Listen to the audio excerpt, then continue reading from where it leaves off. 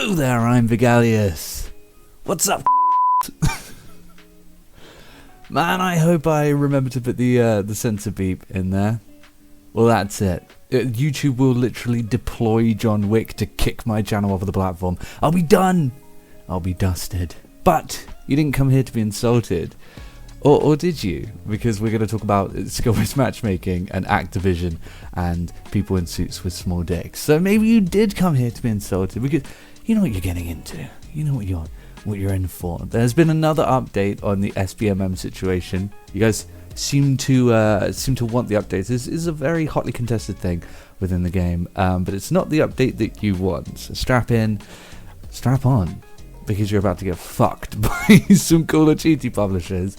They're not going to do it. They're not going to lift SBMM, apparently. And by the way, I just want to say real quick, I want to take this from a casual glance. I had a casual glance at the news, and unless things are wildly off, in which case I'm going to have to reshoot all of this, I want to take this from the perspective of someone who hasn't read into this, because I think for most people it's just going to be a casual glance, and the questions that I'm about to ask are going to be questions that I think the average person will have when they read an article like this. So the news is that apparently they did some tests on the effectiveness of lifting SBMM, removing SBMM, and what effect that would have on people. And the result was that it had a negative impact on player retention. Anyone who doesn't know what player retention is, so somehow uninitiated, player retention is how long a player wants to stick with the game, how much time they're going to spend on the game going forward in the future. And it had a negative impact on player retention.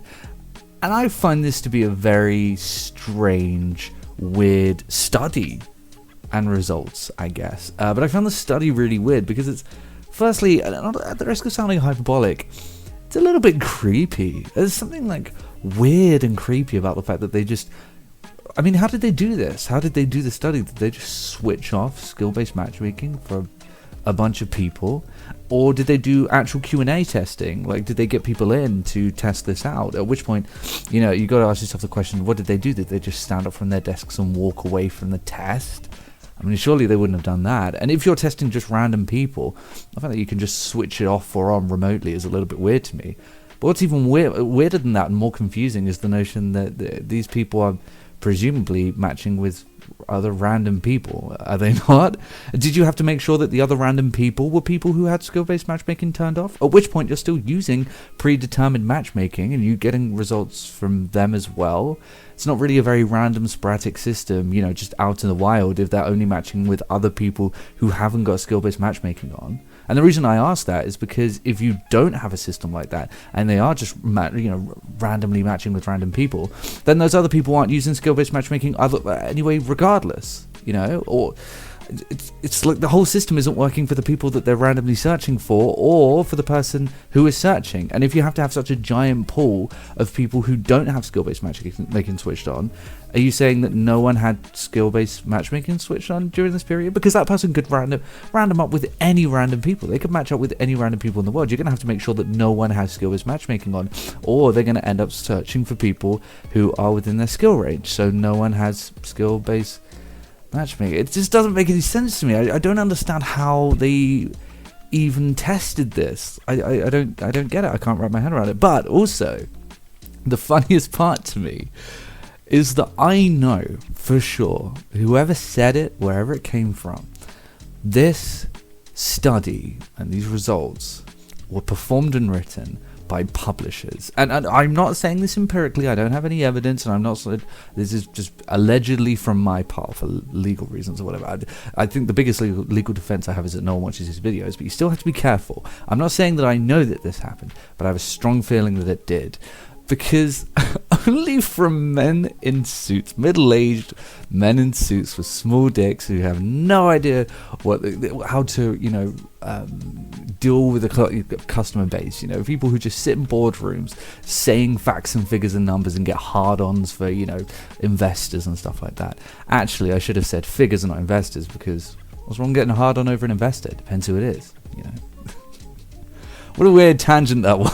But yeah, that only businessmen, let's just use the term businessmen, would think that Call of Duty fans sat there at home going, Yeah, but how will it affect player retention? What I really care about is Call of Duty's ability to maintain player retention. That's what matters to me the most. For Christ's sakes, we don't care. We don't care about player retention. This is one of the most popular arena shooters in the whole of gaming currently. And the only reason I say one of is because of Counter-Strike. And to be honest with you, I don't even know how popular Counter-Strike still is. It may not even be more popular than Call of Duty. And it's definitely the most popular arena shooter on console. Thank you, Windows. That's awesome. On console, it makes a ton of money and millions of people play it. We don't care as long as we can find a game. And we're going to be able to find a game of the game for a very long time to come. That isn't a concern of ours. We don't care about player retention. We don't care about your ability to maintain players. All we care about is whether we like the game or not. We're not saying, hey, look, we really want you to remove skill-based matchmaking because that will keep people playing the game. We're saying we want you to remove skill-based matchmaking because that will be more fun for us. We don't care about your damn player retention. I think it's so funny that there are genuinely people in the world who are like, this will put their mind at ease, that we're able to retain players and keep that boat going. It's just absolutely crazy to me. But anyway, yeah, that's the current skill-based matchmaking update. I could be wildly wrong about everything, but I mean, how I'm going to put it up anyway.